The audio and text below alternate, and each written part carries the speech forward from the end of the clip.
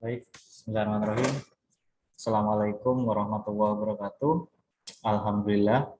Alhamdulillahirabbil alamin. Wassalatu wassalamu ala anbiya'i wal mursalin. Sayyidina Muhammadin wa ala alihi washabihi ajmain amma ba'du. Alhamdulillah Bapak Ibu kita bisa berkumpul kembali di pagi hari ini walaupun secara daring ya Bapak Ibu atau virtual terkait dengan perkuliahan elektronik medical record. Jadi kemarin saya masih ada utang pertemuan untuk pertemuan ke-9 terkait dengan komponen penggunaan daripada elektronik medical record itu sendiri. Masih bersama saya Bapak Ibu Rivaldi Indranugraha, semoga tidak bosan ya, dan semoga selalu ada hal yang kita pelajari yang baru, kemudian semoga selalu juga ada pertanyaan yang muncul, sehingga saya pribadi lebih semangat untuk mengajar dan juga membuat record-record yang baru. Oke, jadi judul kita adalah komponen penggunaan daripada electronic medical record. Saya lanjut. Jadi pokok bahasan ada 4 ya Bapak Ibu ya. Jadi yang pertama adalah sistematika daripada electronic medical record itu sendiri, kemudian definisi daripada framework, kemudian manfaat daripada framework itu sendiri, kemudian komponen kebutuhan dari EMR. Oke. Oke, kita masuk ke pengertian dulu Bapak Ibu supaya lebih fresh, lebih lebih tercerahkan lagi. Oke. Jadi electronic medical record atau sering kita kenal dengan rekam medis elektronik merupakan catatan medis pasien dalam format elektronik. Jadi catatan medis pasien itu atau kita kenal dengan rekam medis itu yang selama ini semuanya dalam konsep manual Bapak Ibu atau di print kemudian dijadikan sebuah berkas yang dia gabungan beberapa form, itu awalnya seperti itu, kemudian nanti akan bertransformasi menjadi elektronik. Jadi formatnya sudah elektronik nanti, jadi sudah dalam database tersimpan, kemudian petugas atau user bisa langsung mengakses tanpa perlu membuka-buka lemari dan sebagainya. Tidak perlu menggunakan manual lagi Bapak Ibu. Itu untuk tantangan kita di masa yang akan datang. Oke, merupakan catatan medis pasien dalam format elektronik tentang informasi kesehatan seseorang yang dituliskan oleh satu atau lebih petugas kesehatan secara terpadu. Jadi rekam medis ini sendiri Bapak Ibu, dia bukan ditulis oleh satu orang. Oke, kalau di klinik dia bisa dituliskan oleh satu orang dalam artian dokter sekaligus juga pembuat rekam medisnya. Tapi itu kalau di vaskes yang lebih besar, misalkan klinik yang sudah ada rumah bersalinnya, kemudian ada klinik yang sudah ada rawat inap, kemudian ada puskesmas, kemudian ada rumah sakit rujukan pertama, kemudian rujukan kedua dan sebagainya. Itu bukan lagi ditulis oleh satu orang Bapak Ibu, tapi lebih daripada satu orang petugas. Jadi petugas-petugas itu bertugas untuk mengisi, kalau manual dia mengisi, kalau secara elektronik dia menginput ke dalam sistem untuk nantinya hasil inputan-inputan itu dari bermacam-macam poli dan unit yang ada di rumah sakit itu akan menjadi satu yang akan disebut dengan rekam medis. Oke. Rekam medis sendiri bisa diakses dengan menggunakan komputer atau sistem elektronik dari suatu jaringan dengan tujuan utama menyediakan atau meningkatkan perawatan serta pelayanan kesehatan yang efisien dan terpadu. Jadi dengan adanya rekam medis elektronik itu sendiri, kita bisa mengaksesnya dari internet Bapak Ibu. Tidak perlu yang namanya mencari di, misalkan penyimpanannya ada di lantai paling atas, kemudian pendaftaran ada di paling bawah di depan. Otomatis ketika ada pasien berkunjung, kita akan mengambilnya di lantai atas. Seperti itu Bapak Ibu. Dan itu sangat-sangat tidak efisien. Tapi kalau sudah ada yang namanya rekam medis elektronik, kita bisa langsung mengakses dengan menggunakan komputer yang dia memanfaatkan suatu jaringan. Kalau di rumah sakit biasanya pakai LAN ya Bapak Ibu ya, pakai jaringan LAN atau local area network atau jaringan yang ada di dalam rumah sakit yang sifatnya lokal dan tidak publik. Jaringan itu bisa bertipe 2, lokal secara kabel dan lokal secara nirkabel atau menggunakan WiFi seperti itu. Oke. Kemudian di sini saya mengutip dari Heinzer pada tahun di bukunya ya Bapak Ibu ya, pada tahun 2010. Oke. Pada dasarnya electronic medical record itu sendiri merupakan sebuah sistem informasi yang memiliki framework yang lebih luas dan harus memenuhi fungsi dan kriteria sebagai berikut. Jadi sistematika pada EMR itu ada susunannya Bapak Ibu. Yang pertama, bisa mengintegrasikan data dari berbagai sumber atau integrate data from multiple source. Jadi bisa mengintegrasikan data dari bermacam-macam inputan yang dia terima. Misal, unit farmasi menginput, unit pendaftaran menginput, unit rawat inap menginput, unit sensus harian menginput, sama-sama menginput menjadi satu kesatuan, kemudian datanya akan disimpan di dalam database, kemudian dari database itu akan diolah untuk nantinya menjadi sebuah rekam medis elektronik. Itu yang pertama, jadi bisa mengintegrasikan dari berbagai macam sumber. Yang kedua, mengumpulkan data pada titik pelayanan. Jadi data itu dikumpulkan dalam titik pelayanan tertentu atau capture data at the point of care. Jadi misalkan pasien berkunjung ke poli mata, maka unit yang terlibat ada banyak. Misalkan di paling depan ada pendaftaran, kemudian setelah pendaftaran pasien akan diarahkan ke poli mata menginput, setelah diinput poli akan mengarahkan kembali pasien ke unit farmasi, kemudian dari unit farmasi akan diarahkan ke unit billing atau pembayaran, baru pasien boleh pulang. Seperti itu. Jadi ada banyak unit atau beberapa unit yang dilewati sehingga nantinya akan diperlukan yang namanya capture data at the point of care. Jadi mengumpulkan data pada titik pelayanan. Jadi pelayanan yang dititikkan kalau memang poli mata ya berarti atau pasien yang mengunjungi poli mata ya berarti pasien tersebut titik pelayanannya ada di poli mata. Seperti itu Bapak Ibu. Kemudian yang ketiga, mendukung pemberi pelayanan dalam pengambilan keputusan. Jadi pemberi pelayanan di sini adalah tenaga kesehatan. Ada dokter, ada perawat, kemudian ada bidan, intinya tenaga kesehatan yang dia kontak dengan pasien, itu pemberi pelayanan namanya Bapak Ibu. Jadi mendukung pemberi pelayanan untuk mengambilkan keputusan. Jadi berdasarkan rekam medis elektronik ini, pengambil pelayanan ini bisa lebih mudah mengambil keputusan. Karena apa?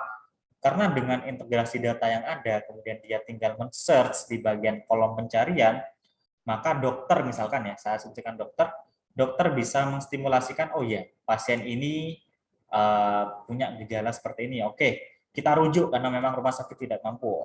Dia langsung memberikan keputusan seperti itu, karena memang database yang ada di rekam medis itu menyimpulkan bahwa si pasien ini punya riwayat CA yang cukup kronis, sehingga ketika dia dirawat di rumah sakit yang dikunjungi itu, dia tidak akan mampu. Jadi rumah sakit akan merujuk ke vaskes yang lebih tinggi sehingga pasien bisa memenuhi perawatan yang lebih bagus. Seperti itu Bapak Ibu. Jadi mendukung pemberi pelayanan dalam pengambilan keputusan.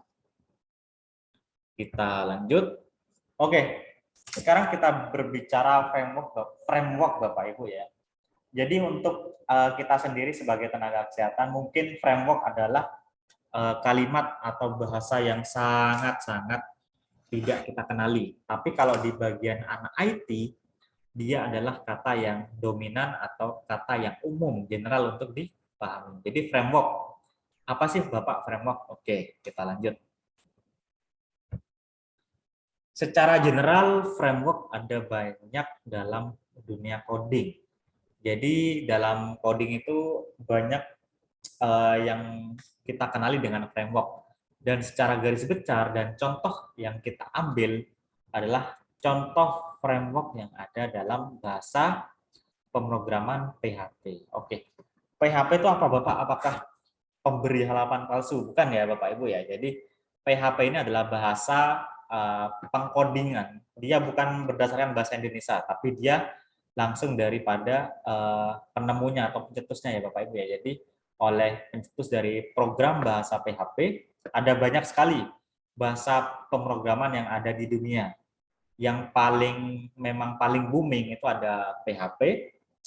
Nomor 2 itu ada Python, Bapak Ibu. Python itu digunakan untuk membuat yang namanya sistem informasi, kemudian bisa untuk berbasis web dan sebagainya. Tapi kalau PHP itu umumnya untuk program yang berbasis web. Kemudian ada bahasa Java. Bahasa Java itu digunakan untuk bahasa pemrograman untuk kita yang ingin membuat aplikasi dalam Android, itu pakai bahasa Java namanya, bahasa pemrograman Java.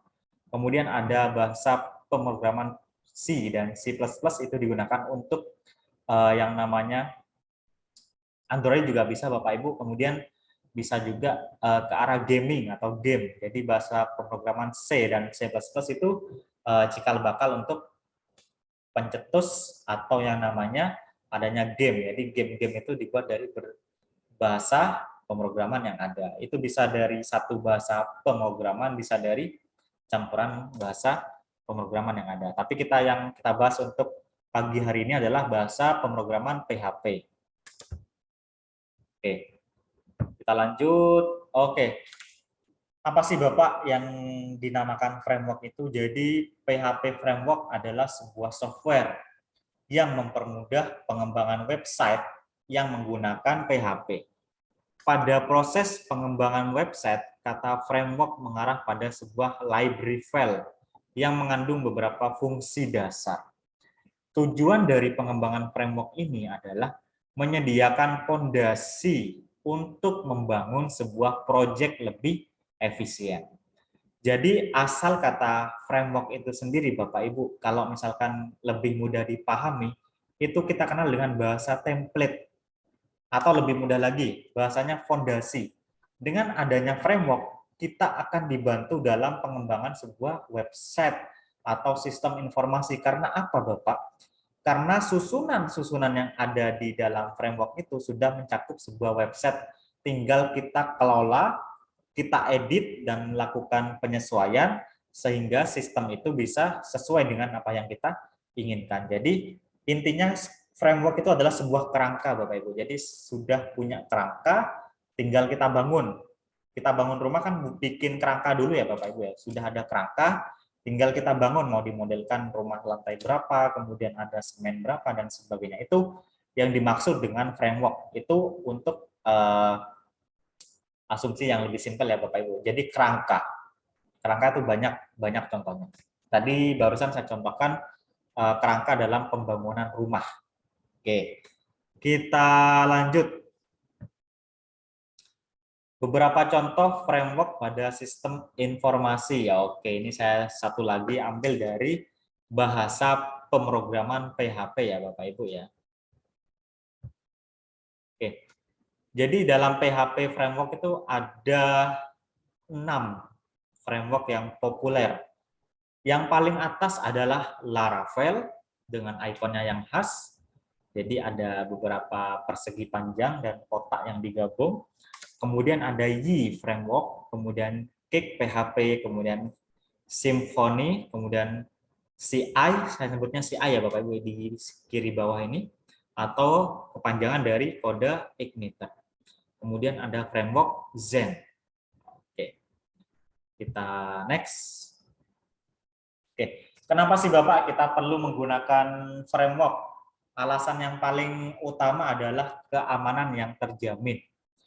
Hampir 70% programmer di dunia memanfaatkan framework sebagai bagian security-nya dalam sebuah sistem yang dikembangkan dalam sebuah sistem itu ya Bapak Ibu ya. Jadi 70% programmer itu menggunakan framework sebagai security atau pengaman dari sebuah sistem yang dia rancang. Jadi pengaman itu untuk apa Bapak? Jadi dengan adanya tingkat keamanan yang tinggi, maka sebuah website, sebuah sistem informasi itu akan sulit untuk diretas. Bisa dibayangkan ketika kita membuat sebuah sistem informasi, misalkan SIM-RS, kemudian tidak dilengkapi dengan keamanan yang bagus, maka ya sistem itu akan mudah sekali untuk diambil datanya. Data itu untuk apa Bapak? Paling simpel ya Bapak Ibu ya, data yang ada di rumah sakit itu bisa diperjualbelikan di sebuah bank data dunia. Jadi itu ada sebuah marketplace-nya. Jadi black market itu inisialnya black market ya Bapak Ibu ya. Jadi dia memperjualbelikan data yang ada di dunia. Oke.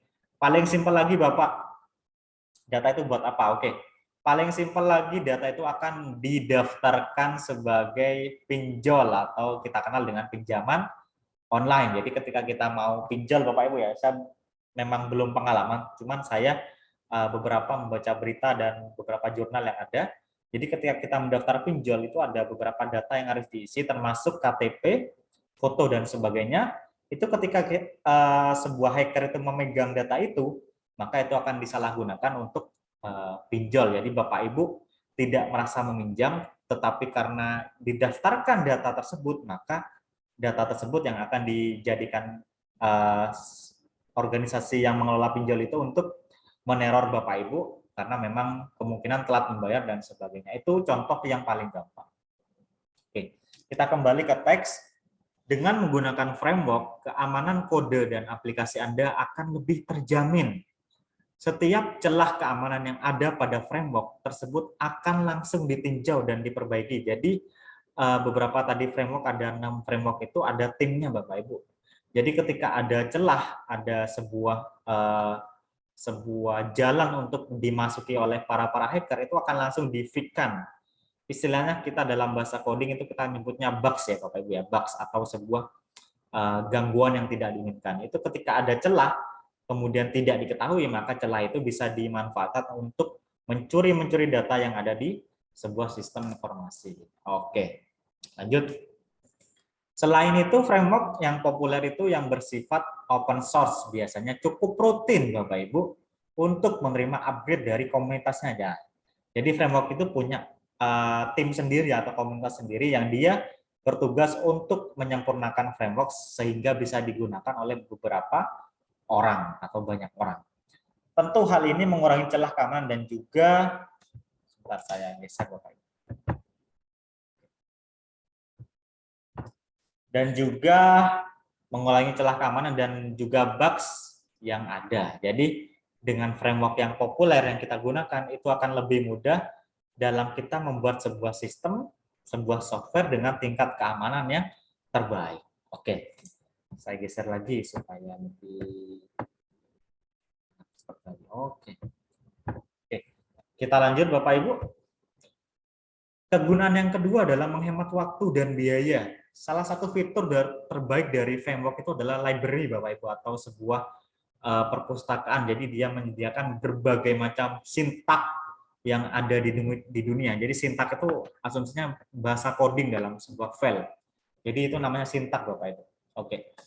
Ribuan library yang menyediakan ratusan atau bahkan ribuan fungsi developer yang bisa menambahkannya ke proyek tanpa harus menulis ulang kode dari awal. Jadi dengan memanfaatkan framework, kita bisa membangun sebuah sistem informasi tanpa harus menuliskan dari A sampai Z itu, tanpa harus. Karena apa? Itu sudah disediakan. Anggaplah A sampai W sudah disediakan dan tinggal ZX yang perlu kita tambahkan. Jadi istilahnya sudah ada bakunya, tinggal kita sesuaikan lagi dengan keinginan dan juga proyeksi kita sesuai dengan sistem yang akan kita rancang dan buat. Seperti itu Bapak Ibu. Kemudian hal yang sangat bermanfaat dan membuat kerja programmer dan developer menjadi lebih cepat dan efektif.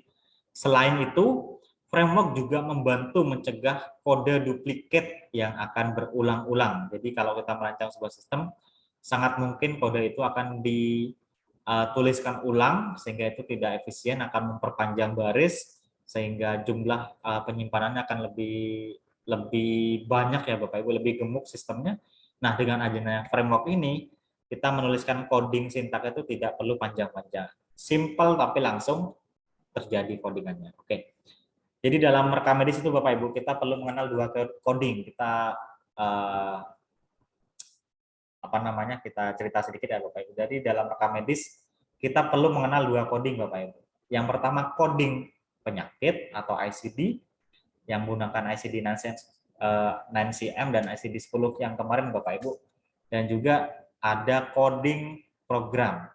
Coding program ini akan mengenalkan kita terhadap sebuah sistem informasi yang bisa dirancang dan dibuat. Oke. Merancang dan membuat itu bahasa yang berbeda ya Bapak Ibu ya. Merancang itu berarti kita membuat rancangannya, tapi kalau membuat berarti kita harus membuat sebuah sistem. Jadi rancangan itu dikembangkan lagi, jadilah sebuah sistem informasi. Oke. Proses coding yang lebih cepat akan menghemat waktu yang dibutuhkan untuk pengembang aplikasi yang dalam hal ini dapat dipastikan akan mengurangi biaya proyek tersebut. Jadi kalau kita ngembangin sistem, saya pernah ngembangin sebuah sistem Bapak Ibu, sebuah sistem informasi sensus harian rawat inap, dan itu karena saya sendirian Bapak Ibu dan mungkin sambil nyambi kuliah dan sebagainya, ketika kemarin masih D4 itu butuh waktu kurang lebih 10 bulan. Bisa dibayangkan membuat sebuah sistem, satu sistem itu butuh waktu 10 bulan. Nah, tapi karena dalam sebuah pembuatan sistem itu, dalam sebuah perusahaan itu biasanya ada beberapa tim, itu akan lebih mudah dan lebih hemat. Nah, lebih hemat lagi ketika kita menggunakan framework. Jadi kemarin saya tidak menggunakan framework, tetapi menggunakan native. Dalam artian ya, saya mengetik dari A sampai Z, tidak menggunakan kerangka. Tapi kalau kita menggunakan framework yang dalam hal ini dia kita istilahkan sebuah kerangka, ya berarti proses 10 bulan itu akan lebih cepat. Anggaplah kita bisa selesai dalam waktu 4 sampai 5 bulan. Bisa setengah daripada waktu yang normal. Itu sangat-sangat luar biasa dampaknya Bapak Ibu. Jadi lebih hemat tenaga, lebih hemat biaya, uang juga lebih hemat karena tidak wirawiri dan sebagainya. Karena kalau kita perlu coding atau perlu waktu yang lama untuk mengcoding sebuah program ini kan minimal butuh tenaga, kemudian kalau lembur ya butuh kopi dan sebagainya itu Bapak Ibu. Jadi kita sangat-sangat hebat, sangat-sangat hemat dalam hal ini ketika kita menggunakan framework.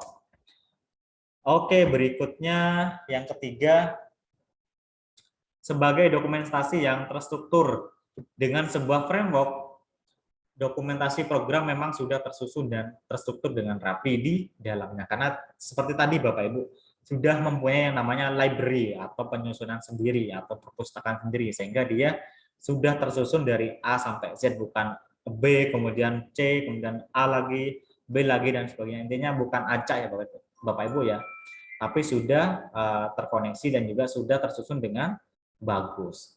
Kemudian setiap fungsi yang akan disusun dan dimasukkan ke dalam sebuah kategori yang berisi dengan komponen yang sama.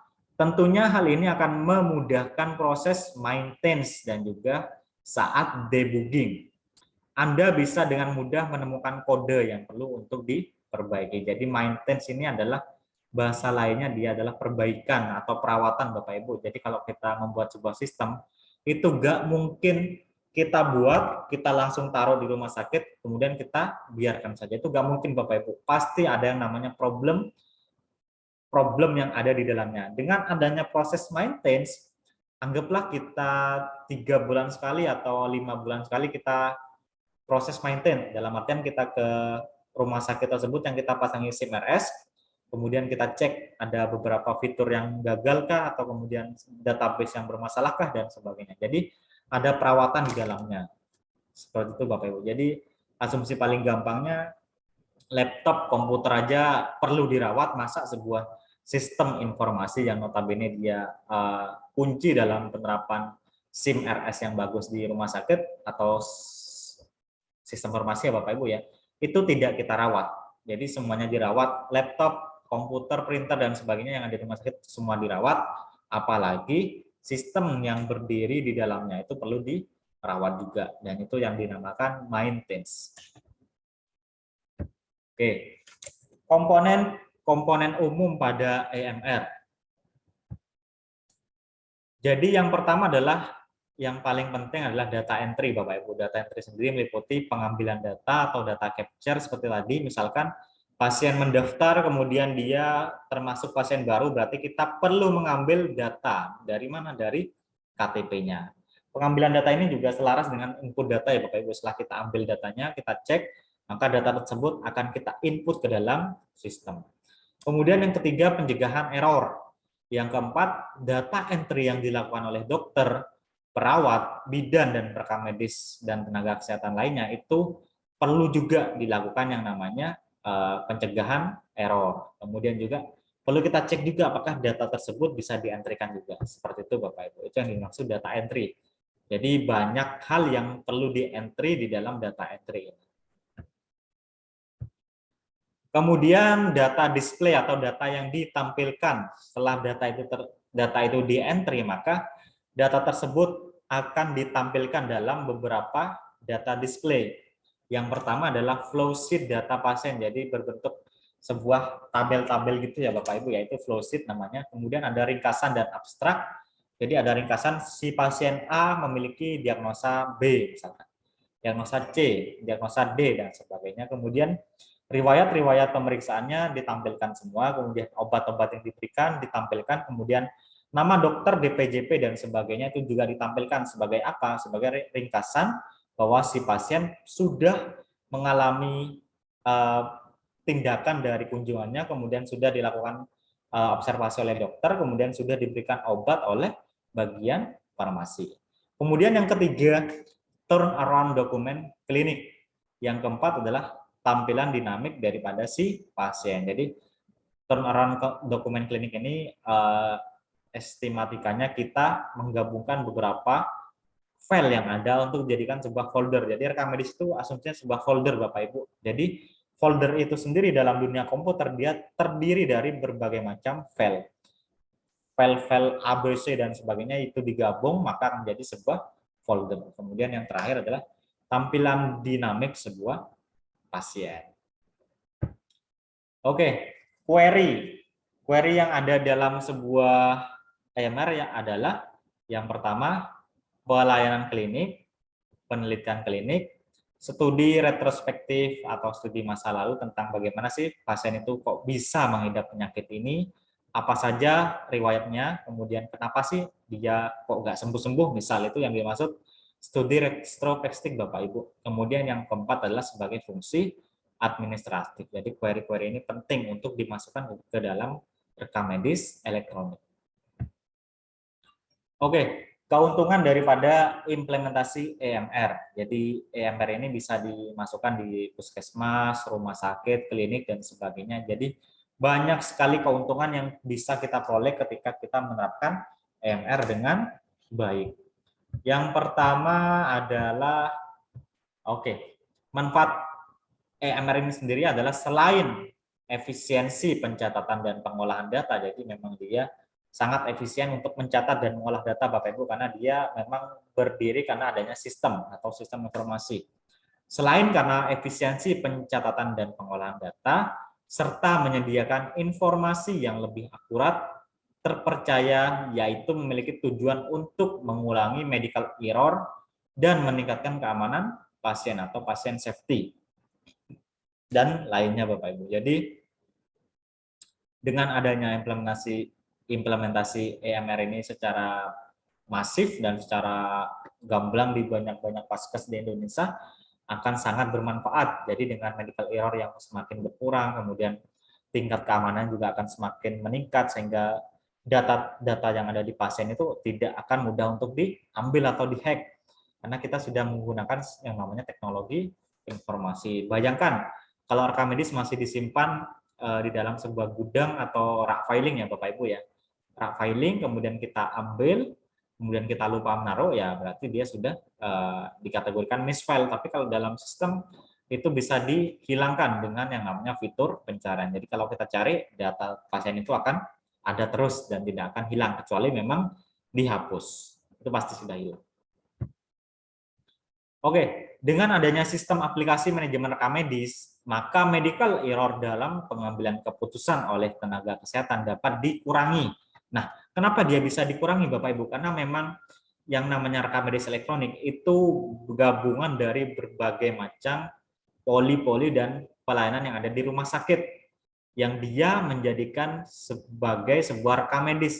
Jadi dengan kita membaca rekam medis intinya kita membaca riwayat-riwayat pasien tersebut, kunjungannya ke mana aja, kemudian apa saja riwayat penyakitnya dan sebagainya, itu akan mempermudah dokter dan pengambil keputusan yang lain untuk menetapkan bahwa si pasien perlu rawat inap, perlu rawat jalan dan sebagainya, atau perlu misalkan kalau CA ya perlu dilakukan yang namanya terapi dan sebagainya. Itu Bapak Ibu. Jadi kita akan berperan penting dalam pengambilan keputusan yang ada di rumah sakit, karena memang sudah ada yang namanya EMR, itu sangat-sangat luar biasa nanti dampaknya. Nah, karena sudah terintegrasi dengan unit pelayanan. Oke, ini daftar pustakanya Bapak Ibu. Jadi hal-hal tersebut saya ambil dari beberapa jurnal, kemudian buku, kemudian beberapa peneliti dari dalam dan luar negeri, sehingga bisa menghasilkan PPT yang baik juga. Oke, jazakumullah khair. Terima kasih banyak Bapak Ibu. Semoga bermanfaat. Bismillah, kalau ada pertanyaan bisa disampaikan dan juga akan kita bahas juga di pertemuan yang akan datang. Oke, kemarin ada pertanyaan dari Bu Anita. Oke, saya izin bacakan ya Bapak Ibu ya. Dan saya masukkan juga di slide ini, di record ini. Oke, saya bacakan dulu. Oke, Assalamualaikum Bapak, saya Anita Rukmanasari dari program RPL. Pertanyaan pertama, apakah nanti saat penggunaan EMR, bisakah jika kita hanya dengan mengetik NIK data, maka data umum pasien tersebut akan otomatis terisi? Oke, saya izin menjawab. Jadi dalam sebuah EMR, dalam sebuah sistem ya umumnya Bapak Ibu ya, ketika kita sudah pernah merekod data, otomatis data itu akan tersimpan. Jadi ketika kita mencari pasien dengan dengan nomor NIK atau dengan nomor K-medis, maka dia akan langsung muncul datanya. Itu format dasar dari sebuah sistem.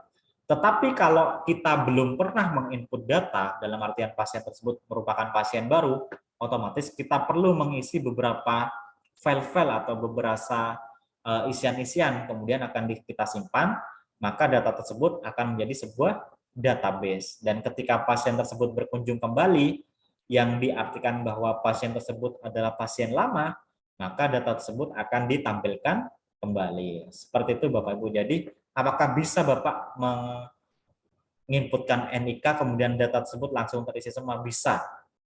Kalau kita sudah memiliki database. Dan kedepannya memang nanti ini harusnya ya Bapak Ibu ya, NIK itu akan di-link-kan dengan Dukcapil, kemudian Dukcapil akan nge-link ke yang namanya aplikasi BPJS, kemudian nge-link juga ke dalam SIM-RS, kemudian nge-link ke dalam Electronic Medical Record, sehingga data-data apapun yang ada di Dukcapil itu sebagai induk dari pencatatan sipil yang ada di Indonesia, itu akan masuk ke dalam database sistem informasi atau EMR ya Bapak Ibu ya, sehingga itu akan lebih mudah dalam pencatatan kita, dan ya akan ada dampak negatif dan positif pastinya Bapak Ibu ya. Dampak positif, kita akan sangat terbantu, kemudian sangat luar biasa terbantu pastinya karena memang kita sudah menggunakan sistem, tetapi dampak negatifnya adalah beberapa pekerjaan akan dihilangkan karena adanya sistem itu, mulai dari bagian pendaftaran akan dikurangi karena pasien mulai lebih pakai pendaftaran online dan sebagainya, atau telemedicine dan sebagainya, itu lebih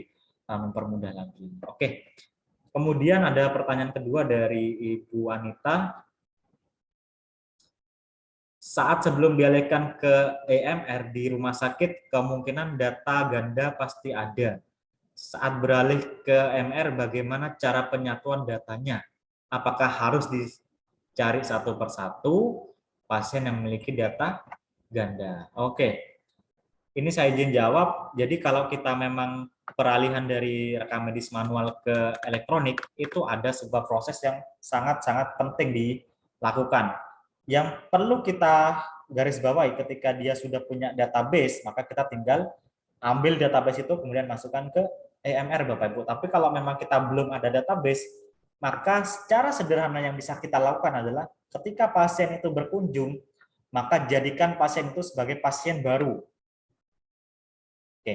Kemudian ketika kita coba telusuri rekam medisnya di ruang filing, maka nomor itu akan disatukan menjadi nomor rekam medis yang baru yang barusan kita input di dalam sistem, maka otomatis dia akan tersimpan Bapak Ibu. Jadi kita memiliki satu database. Kemudian kalau kita memiliki waktu luang lagi, beberapa penyakit yang penting yang ada di rekam medis manual itu kita input ke dalam sistem, sehingga nanti sistem itu memiliki yang namanya database juga terkait dengan penyakit-penyakit dan riwayat-riwayat yang ada di pasien tersebut. Jadi istilahnya setiap pasien yang ada itu langsung kita buat nomor rekam medis baru, kemudian kita cari rekam medis yang lama, ketika ketemu kita gabung, kemudian nomor rekam medis lama itu tidak dipakai lagi, yang kita pakai adalah nomor rekam medis yang baru, sehingga ketika pasien itu berkunjung, kita akan menemukan data itu dengan nomor rekam medis baru dan juga data-data yang sudah ada.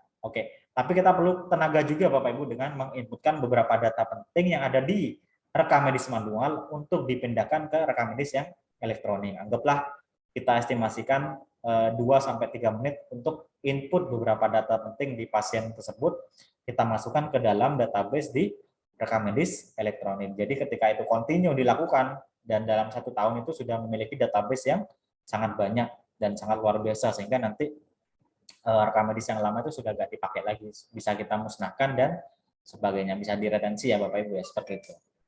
Oke, terima kasih banyak atas pertanyaannya. Nanti silakan bisa disampaikan kembali Bapak Ibu dan akan saya jawab di slide dan pertemuan berikutnya. Terima kasih banyak, kurang lebihnya mohon maaf. Assalamualaikum warahmatullahi wabarakatuh.